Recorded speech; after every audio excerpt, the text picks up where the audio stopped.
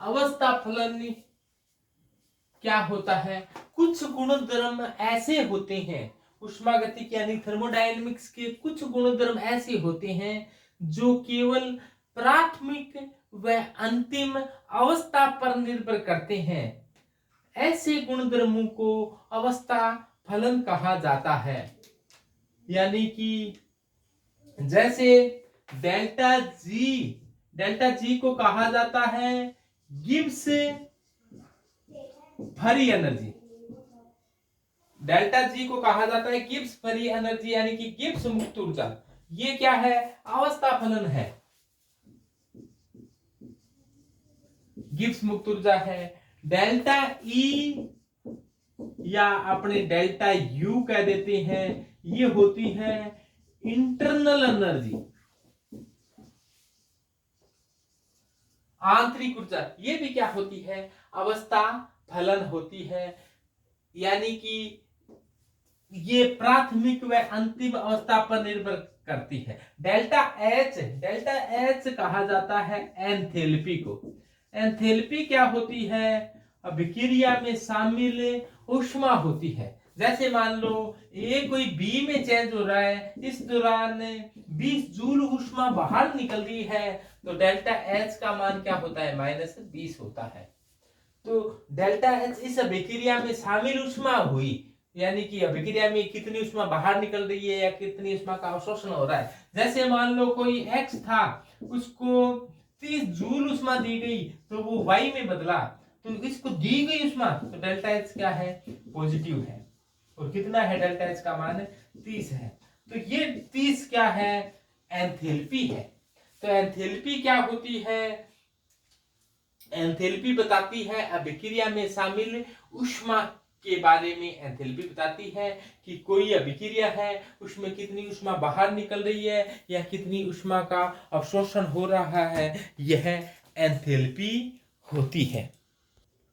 इसके अलावा अन्य एग्जाम्पल में डेल्टा एस की बात करें। डेल्टा एस क्या होता है? डेल्टा एस होती है वो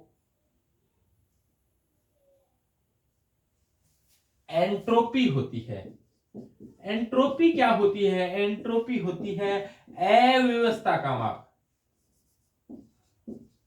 अव्यवस्था जहां ज्यादा है वहां पर एंट्रोपी का मान क्या है? ज्यादा है। अव्यवस्था कम है तो वहां एंट्रोपी का मान कम है। तो अव्यवस्था, यादृच्छिकता, रैंडमनेस का माप ही क्या होती है? एंट्रोपी होती है।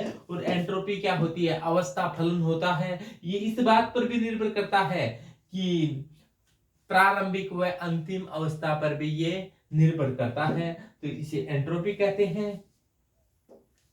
इसके अलावा जैसे डेल्टा ए है, और भी बहुत से अवस्था फलन होते हैं जो प्रारंभिक और अंतिम अवस्था पर निर्भर करते हैं, तो इसको उनको क्या कहा जाता है? अवस्था फलन कहा जाता है। कई गुणधर्म ऐसे होते हैं जो प्राथमिक व अंतिम अवस्था के साथ साथ उस पथ पर भी निर्भर करते हैं जिस पथ से होकर वो घटित हुई हैं। ऐसे इनको कहा जाता है पथ फलन। पथ फलन में क्या होता है कि वे गुणधर्म जो प्रारंभिक व अंतिम अवस्था के साथ साथ उस पथ पर भी डिपेंड करते हैं जिस पथ से होकर कोई सिस्टम है वो घटित हुआ है, तो ऐसे को क्या कहेंगे? अपने पथ फलन कहेंगे। तो जो पथ फलन में क्या होगा? प्राथमिक व अंतिम अवस्था के साथ साथ उस पथ पर भी डिपेंड करेंगे जिससे कोई घटना घटित हुई है। तो पथ फलन के एग्जाम्पल में कार्य जो वर्क है वो क्या होता है? पथ फलन होता है, यानी पथ पर भी निर्भर करता है। जैसे मान लो अपने एक तो सीधे रास्ते जाए तो अपने को कार्य कम करना पड़ेगा, और एक घूम घाम कर आए तो अपने को काम क्या करना पड़ेगा? ज्यादा करना पड़ेगा। तो कार्य है वो एक पथ फलन है।